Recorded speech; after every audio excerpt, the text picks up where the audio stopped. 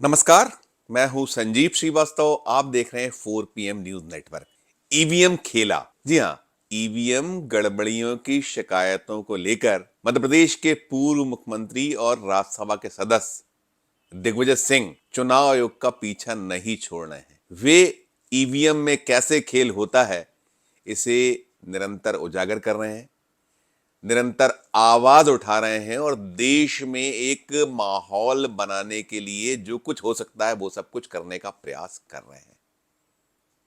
Election commission of India से कई बार समय मांगने की बात दिग्विजय सिंह करते रहे हैं, कहते रहे हैं कि विभिन्न राजनीतिक दलों को चुनाव आयोग समय नहीं दे रहा है। और अभी पिछले सप्ताह दिग्विजय सिंह ने भोपाल में एक प्रेस कॉन्फ्रेंस करके कैसे ईवीएम में खेला होता है इसे भी उजागर करने का प्रयास किया था, उजागर किया था। खरबूज पर वोट दो, सेब को जा रहा था। केले पर वोट डालो, सेब को दर्ज हो रहा था।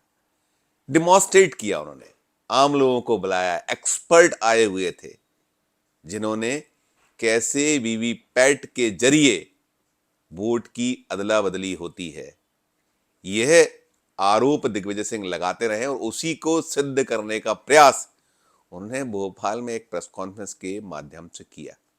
बहुत सारे सवाल दिग्विजय सिंह उठा रहे हैं, मांग कर रहे हैं। उनकी ताजा मांग यह है, उन्होंने जो मांग कर रखी है कि वीवीपैट में सिंबल डालते समय उसे इंटरनेट से जोड़ा जाता है या नहीं, और यदि जोड़ा जाता है तो SLU में कौन सा सॉफ्टवेयर होता है। इसके जवाब वे चुनाव आयोग से मांग रहे हैं। चुनाव आयोग ने जवाब दिया है, जवाब कमीशन का है और कमीशन ने यह कहा है कि ईवीएम की FLC की प्रक्रिया के दौरान उपस्थित रहने के लिए 2 दिन पहले मान्यता प्राप्त राजनीतिक दलों को लिखित सूचना दी जाती है।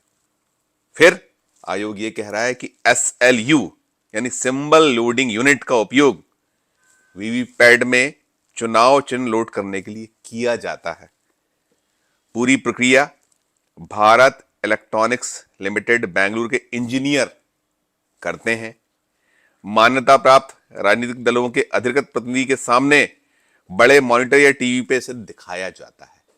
एक जवाब इलेक्शन कमीशन की ओर से मिला हुआ है, ये प्राप्त हुआ है। दूसरा जो जवाब आया है उसमें ECI ने जो ईवीएम की FLC को लेकर जो दिग्विजय सिंह का प्रश्न था उसको लेकर कहा है कि इस संबंध में मैन्युअल इलेक्ट्रॉनिक वोटिंग मशीन अगस्त 2023 एडिशन में स्पष्ट जानकारी है। एडिशन के 8 चैप्टर 2 FLC ऑफ ईवीएम के बिंदु 2.9 ceiling of plastic cabinet of control unit of EVM with pink paper seal के अंतर्गत FLC ओके मशीनों BU CU वीवीपैट की लिस्ट यूनिक आईडी के साथ सभी मान्यता प्राप्त राजनीतिक दलों को उपलब्ध कराई जाती है। ये 2 जवाब आए हैं इलेक्शन कमीशन ऑफ इंडिया की ओर से। अब जो दिग्विजय सिंह का आरोप है वो है कि इलेक्शन कमीशन ऑफ इंडिया के जवाब निराशाजनक और भ्रामक हैं। दिग्विजय सिंह ने सोशल मीडिया पर एक X के माध्यम से साफ कहा है कि इलेक्शन कमीशन ऑफ इंडिया पूरे मामले की परत खोलना ही नहीं चाहता है, साफ करना ही नहीं चाहता है। और उनका आरोप यह भी है कि ईवीएम के संबंध में आम जनता को गुमराह किया जा रहा है बार बार इलेक्शन कमीशन ऑफ इंडिया द्वारा।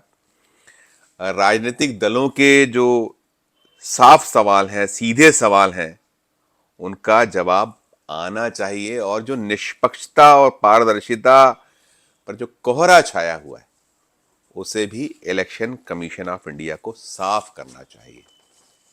दिग्विजय सिंह 2003 से जब ईवीएम मशीन लॉन्च हुई थी उसके बाद से ही इसकी निष्पक्षता को लेकर सवाल उठाते रहे। कई बार उनसे सवाल हुए हैं कि जब कांग्रेस जीत जाती है तब क्यों नहीं बात की जाती और जब हार जाती है तभी क्यों ईवीएम के सिर ठीकरा फोड़ा जाता है। तो दिग्विजय सिंह का यही कहना रहा है कि वे आज से नहीं, पहले से इन सवालों को उठा रहे हैं और कई बार वे स्मरण भी कराते रहे हैं कि जब बीजेपी बारंबार चुनाव हारती थी तो वो कहती थी, आरोप मढ़ती थी कि ईवीएम ठीक नहीं है, ईवीएम में गड़बड़ी है होना, बिल्कुल उसको रोकने या उसको फुल प्रूफ होने जैसी बात को बीजेपी भी नहीं माना करती थी, आरोप लगाया करती थी। लेकिन अभी जो ताजा मामला है, ताजे मामले में दिग्विजय सिंह यही एक मांग करते आ रहे हैं कि जो वीवीपैट है, ठीक है वीवीपैट को ठीक मान लिया जाए, तो उसकी जो पर्ची है, उससे निकलने वाली पर्ची है, जो वोटर अपना वोट कास्ट कर रहा है, उस वोट को कास्ट होने के बाद वो पर्ची उसके हाथों में आए और वो पर्ची एक बॉक्स में डाल दी जाए, जिसकी गिनती 7 कर ली जाए तो दूध का दूध पानी का पानी हो जाएगा। ये ईवीएम को लेकर शह और मात का खेल दिग्विजय सिंह खेल रहे हैं। वो बार बार अपने आरोपों को लेकर दलील देते हैं, प्रमाण देने का प्रयास करते हैं। जैसा मैंने बताया कि अभी उन्होंने पिछले सप्ताह ही एक एक्सपर्ट को लेकर भोपाल में प्रेस कॉन्फ्रेंस की थी।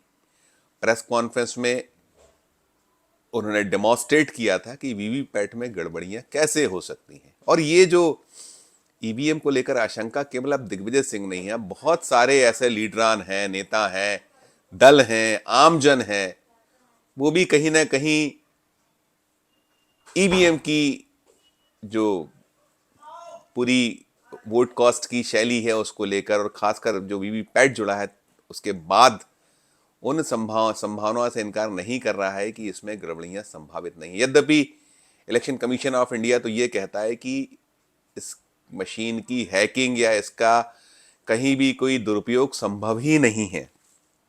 और अब ताज़ा जो स्थितियां हैं, अभी दिग्विजय सिंह और इलेक्शन कमीशन ऑफ इंडिया सामने है।